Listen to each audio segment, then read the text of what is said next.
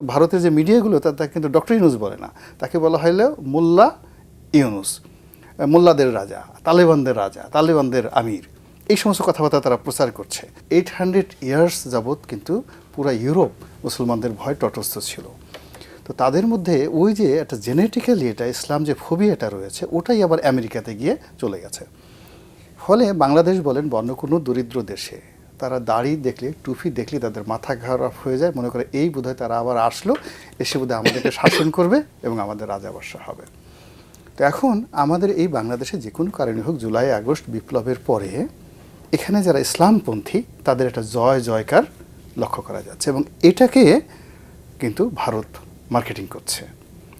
এটাকে ভারত সহজে নিতে পারছে না, না না না না, এটাকে সহজে নিতে না, এটাকে তারা মার্কেটিং করছে। এদের অনেকের সাথে ভারতের সম্পর্ক আছে, কিন্তু তারা আলটিমেটলি টার্গেট করেছে ধরুন ডক্টর মোহাম্মদ ইউনূসকে, কথায় কথা। কিন্তু ডক্টর মোহাম্মদ ইউনূসকে হেয় করার জন্য তারা দেখা গেল জামাত হেফাজত এদেরকে টার্গেট করছে, অথচ জামাত হেফাজতের সঙ্গে হয়তো ভারতের সম্পর্ক আছে। এটারই একটা সেই রুট যেটা আছে বা এটার একটা পিকচার তারা পশ্চিমে ওয়েস্টকে দিচ্ছে, খাওয়াচ্ছে যে এই বাংলাদেশের জঙ্গিবাদ হয়ে গেল।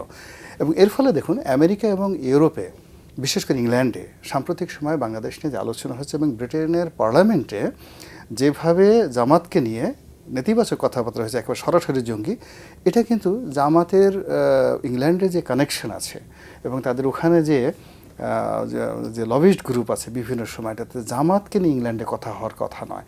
এখানে নিঃসন্দেহে এই অল্প সময়ের মধ্যে ইউরোপ এবং আমেরিকাতে ভারতের যে লবিগুলো, সেই লবিগুলো এই ইসলামাইজেশনের বিরুদ্ধে কাজ করেছে। এখন এটার বিরুদ্ধে আমি জাতীয় ঐক্য করে কি করব?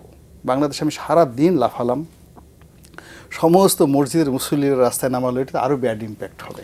তাছাড়া রূপরেখাটা কি এটাও তো জানলাম না, ওই তো একটু বলতেছি।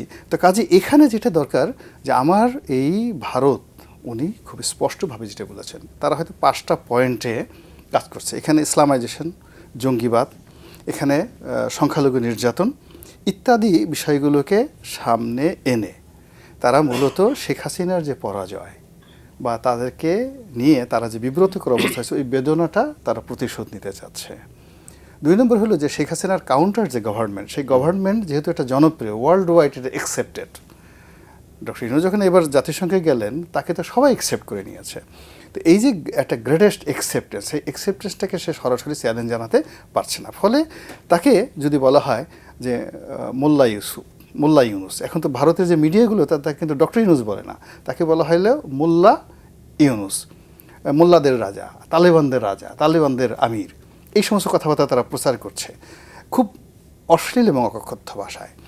এখন সেই প্রচারগুলোকে রুখে দেওয়ার জন্য আপনার তো টুলস লাগবে, সেটা সোশ্যাল মিডিয়া লাগবে, আমাদের লোক লাগবে। ওখানে যেমন দেখা যাচ্ছে, আপনি চিন্তা করুন আনন্দবাজার পত্রিকার খুব সিনিয়র একজন সাংবাদিক, মানে আপনাদের বয়সে আপনাদের পর্যায়ে, সে যখন এসে মানে সে বাংলাদেশের সম্পর্কে বলছেন, কত বাংলাদেশ, ছোট্ট একটা বাংলাদেশ, আমরা একটু ছোটো গলা টিপে দিলে ওটা শেষ হয়ে যাবে, টিপতেও হবে না, আমরা শুধু আঙুল এরকম করলেই শেষ হয়ে যাবে, আমরা ওখানে ইনসার্জেন্সি কেন করতে যাব, স্ট্রাইক কেন করতে যাব, আমাদের স্ট্রাইকের দরকার নাই, উই নিড অনলি 5 মিনিটস।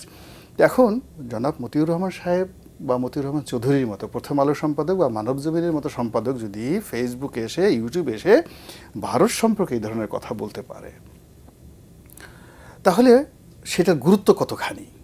তো ভারতে তো ঠিক সেম জিনিসটা হচ্ছে। আপনি দেখেন স্টেটসম্যানের, হিন্দু, অমৃতবাজার, বাংলা থেকে শুরু করে সব বড় বড় লোকগুলো, এখানের মধ্যে থেকে লেফটেন্যান্ট জেনারেল পর্যায়ের মিলিটারি বিশেষজ্ঞরা পর্যন্ত কথা বলছে, শশী থারুরের মতো লোক কথা বলছে, মমতা ব্যানার্জির মতো লোক কথা বলছে। এখন তাদের সেই জায়গাতে যদি আপনি আমাদের রাজনীতিবিদদের মধ্যে আপনি যদি এখন, আমি কারো নাম বললাম না, শশী থারুরের বক্তব্য, মমতা ব্যানার্জির বক্তব্য, অমিত শাহের বক্তব্য যদি আপনাকে ডিফেন্ড করতে হয়, তাহলে আপনাকে তো রাজনীতিবিদদের মধ্যে ওদের পর্যায়ের লোক লাগবে। আপনি তো রাস্তায় ডিজিএফআই যাদেরকে 500 টাকায় পাওয়া যায়, এটা প্রথমত আপনাকে রাজনীতিবিদদেরকে আস্থায় নিতে হবে না, এখানে না হলে কিন্তু আপনি সাপোর্ট পাবেন না। ফার্স্ট থিং হলো যে এখানে আমি একটু আপনার সাথে ডিফার করি যে আমাদের দেশে একটা পার্টি পলিটিক্স আছে। তো বিএনপি, আওয়ামী লীগ, জামাতের কতগুলো পার্টি পলিটিক্স আছে, এটা আপনাকে আস্থায় নিয়ে অ্যাজ এ পার্টি আনলেন, কিন্তু ইন্ডিভিজুয়াল কতগুলো ইন্টারেস্ট আছে। আপনি যখন এই বিষয়টা তো দেশপ্রেমের বিষয়, এটা তো ন্যাশনালি, সেটার সাথে কোনো রাজনীতির বিষয় নয়। তো এখানে আপনাকে আগে জানতে হবে you must have the knowledge যে কোন মানুষকে দিয়ে কোন কাজটা করাতে হবে। কাকে দিয়ে টেলিগ্রাফে একটা লেখা লেখানো যায়, কাকে দিয়ে নিউ ইয়র্ক টাইমসে একটা লেখা লেখানো যায়, কাকে দিয়ে ইউটিউবে একটা কন্টেন্ট তৈরি করা যায়, কাকে দিয়ে ফেসবুকে একটা লাইভ করানো যায়। তো এই মানুষগুলোকে সিলেক্ট আপনি যদি এখন বিএনপির কাছে চান, তো বিএনপি হয়তো দেখা গেল সে এমন একজন মানুষকে নমিনেট করে দিল যে এখন থেকে ইউনূস সাহেবকে অমুকে সাহায্য করবে, যার 200 ভিউ নাই। সে যদি ফেসবুকে একটা স্ট্যাটাস দেয় 200ও দেখে না। জামাতের কাছে বললো, জামাত এমন একটা লোকরে দিল, দেখা গেল জামাতের ওই নেতার বক্তব্য 100 জনও শোনে না। তো এই জন্য হয় কি, সরকারের যারা মিডিয়া সেল আছে তাদেরকে সিলেক্ট করতে হবে যে দেশে এবং দেশের বাইরে অডিয়েন্স কাদের আছে, কাদের কথা শুনে, কাদের লেখায় টান আছে, মধুর মতো মানুষ শুধু পড়তে থাকবে, উনি লিখলেই শুধু পড়তে থাকবে, ইংরেজিতে লেখলেও পড়বে, বাংলায় লেখলেও পড়বে। এখন তাদেরকে যদি আপনি মির্জা ফখরুলকে দিয়ে ক্যাশ করতে যান, ওই সমস্ত লোকজন তো মির্জা ফখরুল সাহেবের কথা শুনবেন না। বা তাকে যদি আপনি ইভেন তারেক রহমান সাহেবের হন, তারেক রহমান সাহেবের কথা ওই লোকগুলো শুনবে না, তাদের লেভেল অনেক পর্যায়ে। আপনি বদরুদ্দিন সাহেব ওমরের মতো একটা মানুষকে যদি রাষ্ট্রের প্রয়োজন নামাতে চান, আপনার কি মনে হয় বিএনপি জামাতের কারো কথা উনি নামবেন? জাস্ট আমি একটা উদাহরণ দিলাম। তো সেখানে তো সরকারের বদরুদ্দিন ওমর সাহেবকে যদি উনি ডাক দেন, আসেন, গলায় একটা মালা পরে ওনাকে ডাকতেন, উনি তো প্রথমেই মিনু সাহেবের বাপ মা তুলে দুটো গালি দিয়ে দেবেন, who is he, how dare he is. Badruddin Omar সাহেবকে নামাতে হলে ইনূর সাহেবকে তার বাসায় যেতে হবে।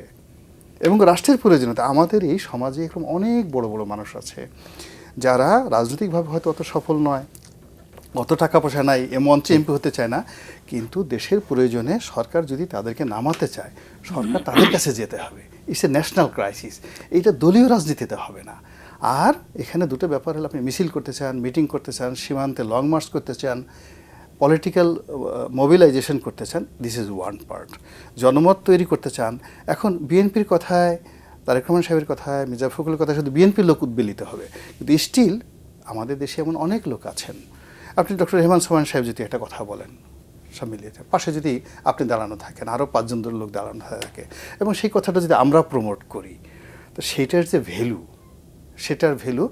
সেটা কি ভিপি নুরু বা রাশেদ বা অন্য যারা আছে পার্থ, তারা যদি প্রেস ক্লাবের সামনে গিয়ে ডক্টর ইউনূসের পক্ষে 1 ঘন্টাও কথা বলে, সেটা হবে বলেন? কখনো হবে না। তো এই জায়গাগুলো তো আগে অ্যাসার্টেন করতে হবে, যেটা সরকার করতে পারছে না।